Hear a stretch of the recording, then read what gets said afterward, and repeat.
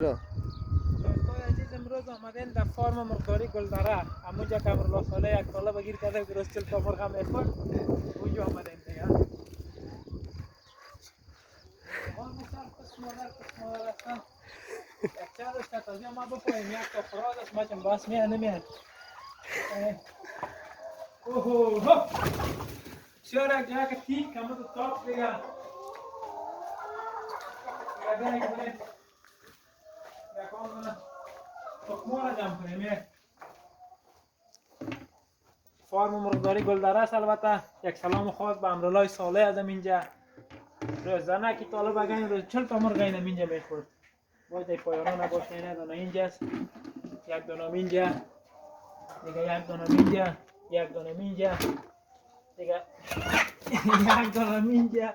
برای کی رزاکو بنده تخمه میده کدی، تخمه میده کده کس مادره. خاندان بخو کماییت خاندان گردن بسته میکنم. خطاست نکن مادرت اگه ابی تخمت در گردنت بسته میکنم خلاص دیگه. اینه تخم رنگه ولی رنگ از تخم سبز است، فهمیدی؟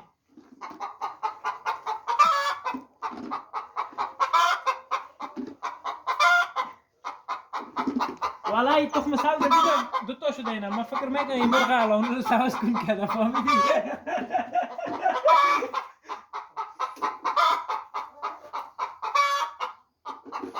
دیگه دوستا عزیز والا اینه خمسه این تخم پیدا شد. اینه یک عالم تخم قسم مادر غال نغال نکتید ما تخمار نشان بتم دیگه. اینه قدر تخم جمع کردیم. خدا یارتان او طرف هم هست.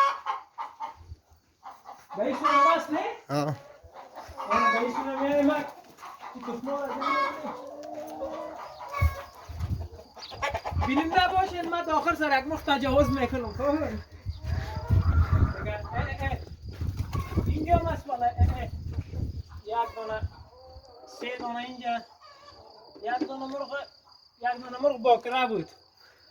این مرغ باکره بود، تخم خونپر آمده دیگه. بار اولی بود که تخم داده بود، نه دیگه نیست